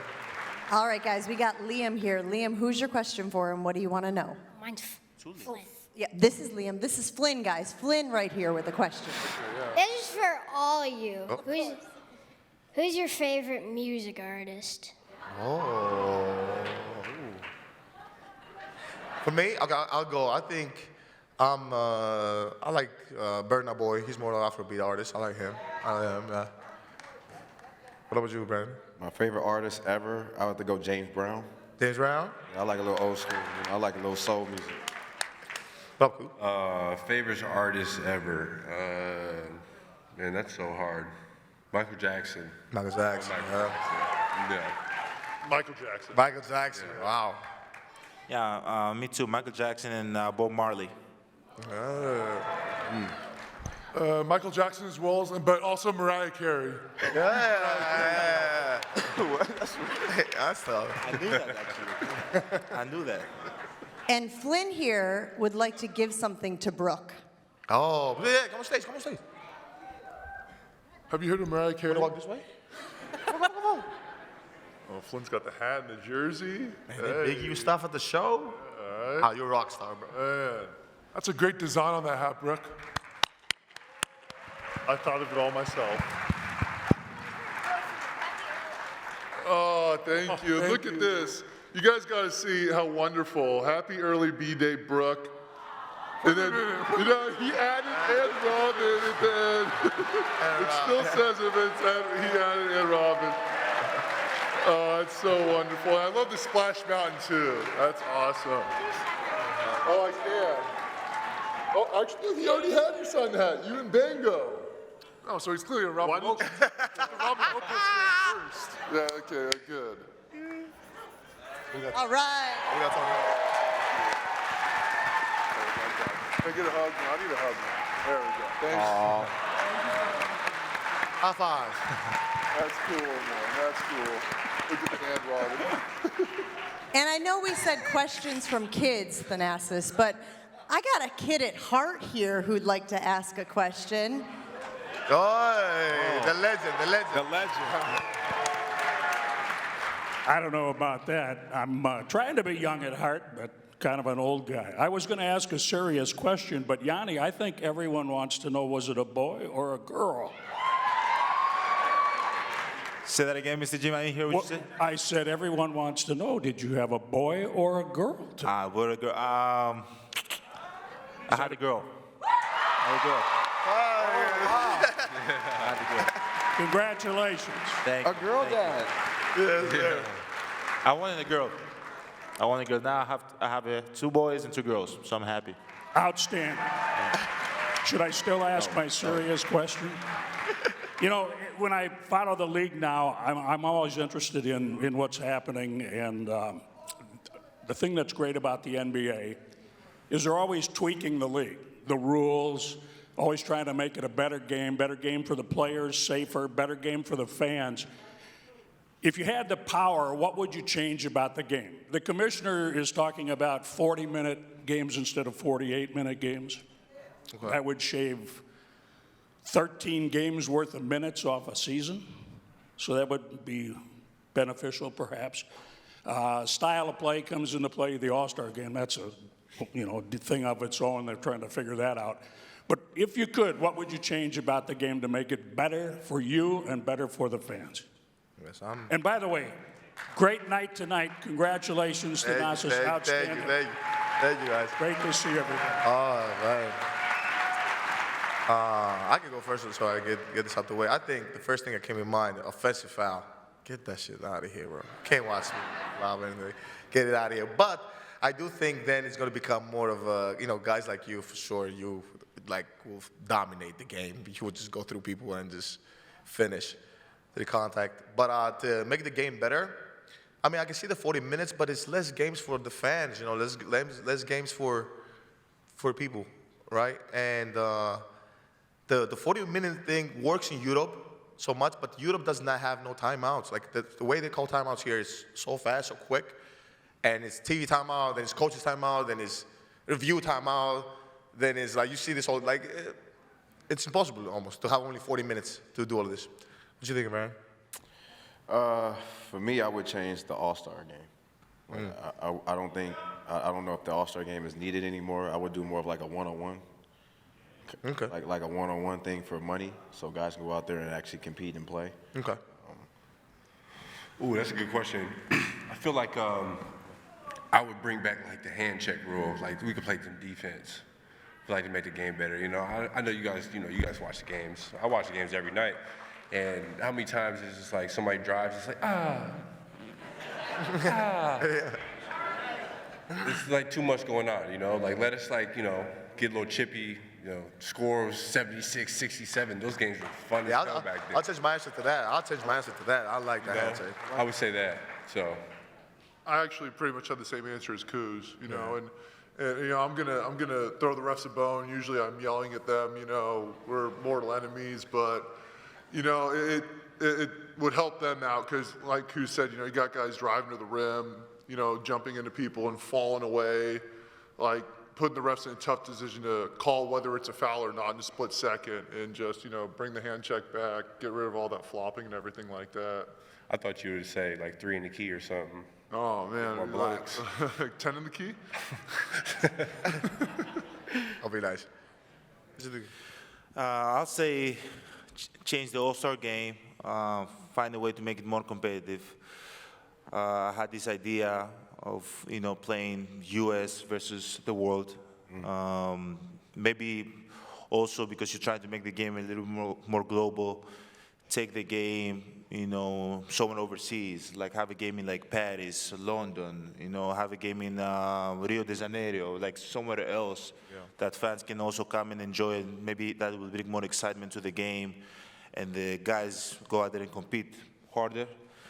And anybody that knows me and knows how I play, I love to play physical. I would just love the game to be a little bit more physical, like how it was back in the day, because I think it'll fit my game better. That's pretty much it. Like I really appreciate the NBA the way it is. But if I could change something, I just feel like it's just becoming a little bit more softer and softer and softer. As we move on forward. Like when I came to the league, which wasn't a long time ago, 2013, I feel like it was way, way more physical than what it is right now, and players could not manipulate the game as much with like head snaps and like ripping to get a 3 or like stop and go, which one of our best players in the team does that all the time, which it benefits us.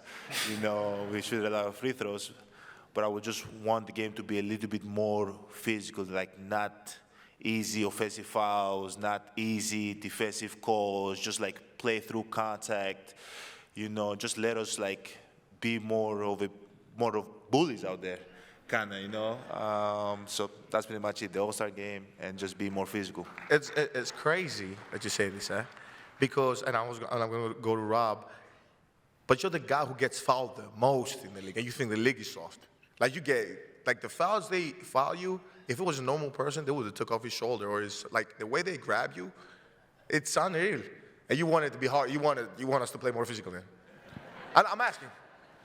Yeah, because that means like defensively, I can like get up on people, I can push people, I can box out harder. I feel like every time I touch somebody, it's a foul now. So I just want it to be a little bit more physical on both ends. And like I'm a player that doesn't manipulate the game. Like my game is honest. Like what you see is what you get. That's true. So like if I fall on the ground, somebody pushed me. Yeah. Like I'm not flopping. So yeah, just be more. Just have more of an honest game, more of a physical game out there, and like people don't try to manipulate the game every position that they have. Yeah. What do you think about you, Rob? I agree with the hand checks. I think the hand checks are a big thing. I think making the game more palpable, however you can figure out how to dissuade players on both teams taking 6 walk-up threes in a row. Possession, cross half court, take a 3, cross half court, take a 3, and it happens like 5 times in a row. I think the game's gotten kind of sloppy in that regard, just because you've incentivized that three-pointer, which is understandable. But then you see people searching out for that shot, that optimal shot. Yeah. And it's kind of taken its toll on the viewability of the game at times. It is. Also, fans should win things when you hit threes or hit shots from certain spots on the floor. There should be a secret spot on the floor, and when a player hits a shot from there, fans in a certain row should win something. Yeah, that would be nice. That would be nice. That's genius right there. Hey, oh my God, that was actually insane. That's genius right there. Jen, did Jen leave? Jen, I thought we had another question. Oh, we don't? Yeah, I got a very important person who wants to chat with you guys. James Crawford? Is there a James Crawford here? Oh, here he is. Hi, how are you? Thank you. Oh, that's the chairman. Hey, how you doing, man? Thank you. Yes, I'm Chairman James Crawford of Forest County, Potawatomi. So I just want to say thank you to you guys. These guys were awesome tonight, weren't they? My goodness, this is our team here. Man, I grew up watching Sidney Moncrief and Terry Porter and all these guys. I'm just I've always been a Bucks fan from the very beginning. And when you guys won the championship, I was locked up in a hospital because I had COVID. I had to sit in a room by myself. I couldn't even chest bump my son when you guys won the championship, so I need you to do it again so I can at least get a high five out here with my kids and my grandkids. So I just want to say thank you to you guys for being here. And Robin, I just wanted you to know I'm living in a van down by the river, so if you need a place to stay, let me know. All right? Oh, boy. You never know what you're going to find in a van. Hey, it's fine now. You never know what you're going to find in an unmarked van, especially. Always go investigate. Oh, my God. Oh, my God. Okay, and that's, oh, my God. You know what? Before I end the show or anything, oh, my God, it's 9 o'clock. Before I end the show, I want to thank you guys so much for being here. Thank you guys for you guys being here, doing all these things. Oh my God, it was great. It was amazing, and I couldn't wish for anything better. Even if people were here, weren't here, it was just my living room. I thank you for coming to the crib. Thank you for coming to the house and just jumping on with me and give me some positive vibes, right? Thank you guys so much. Oh, actually, hold up. Tony, do we have any set up? Come on, TA, we're not done yet. I got you. So we were finished? So we have a surprise for you guys. So you guys have to look under your seat, all of you, to find a card. Whoever finds a card, come on stage.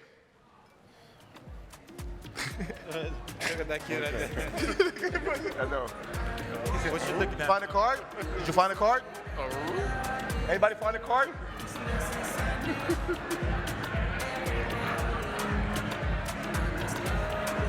Whoever find a card, just come on stage. We're not done yet. 1 second.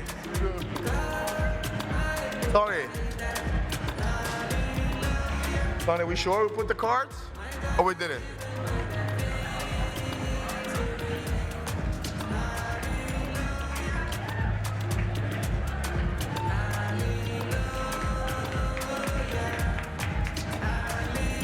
Where's our winners? Where's the? Hey, DJ, give me a second. Give me a second, let me. You're our winner? You found the card? Another over there. What's the card say? Number 1. Number 1? What's number 1, Tony? What's the number 1 prize? Hit it. Wow, you just won $500 in our store. Go get it. Oh, my God. Go get it. What's your name? Good job. Oh, okay. We're supposed to be 3 cards, no? Are the other 2 cards still out there? Yes. Look harder. Look harder. Check under your seats. Come up here. You gotta, if you get your card, you gotta come out here. If you have a card, oh, sure, she's here. What does your card say? Number 2? Wow, you just won. This one a jersey signed, All-Star jersey. Signed. Come on, man, yeah, there you go. That's you. Hold on, where's Tony with the 3rd? 3? Is card 3 still out there somewhere? Which row? Anybody? Right there in the middle. Somebody don't want that. A lady with the now you going red hoodie, I think. You gonna miss out on your blessing now. Thanasis, you would be such a good Willy Wonka. That would be incredible. That's the line of the night. Yes. So nobody found the card? Listen, say who's everybody in Charlie and the Chocolate Factory? Tony. I promise you I didn't keep it for myself. I put it out Tony. there. Should we tell people what it is so they No, don't say what it is. If they find the card, they come get their prize. Everyone check again. Check under your seats again. One more time. Which row is it? Anybody knows? Don't say, because you never know what else might happen. Don't say. I'm double checking that we did this correctly. Look better. They're back under the couch. Did you find it? They're praying. There we go. Come to the stage.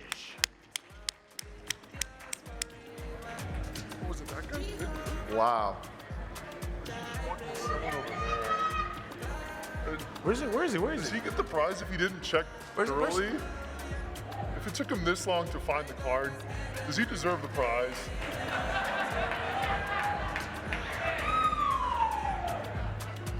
You misgendered her. You found it? You found the card? How'd you find it the first time? Nice to meet you. What is Love you too. What is what is mystery box number 3, Tony? Mystery box number 3 is 2 tickets to a Milwaukee Bucks regular season game for during the rest of this season. Stop. Regular. What's up? No, you should come to the playoffs. Not regular season. We're regular. Season tickets to the playoffs. Yeah. Hey, what? Okay, now I'm gonna kind of do my end of the show. Thank you again. I want to thank my guests, Brandon Jennings, Kuzma, Brook Lopez, Giannis Antetokounmpo, Gruber Lopez. You've been part of Thanalysis live show. You guys have been amazing. Please don't forget to follow them, like, share, subscribe on the show. You guys make it happen. You guys make it possible. Please follow them on all socials, X, Twitter, whatever, Instagram, Facebook. Just follow their journey. They're amazing people. And again, want to thank our dream team of the podcast, which is Gruber Law Offices, Potawatomi Casinos and Hotel, Prisoner Wine Company, Carbliss, and McDonald's in the building. Thank you so much. And a huge thank you to Gruber Law Offices again for sponsoring the show for the whole year. Thank you. One call. Thank you.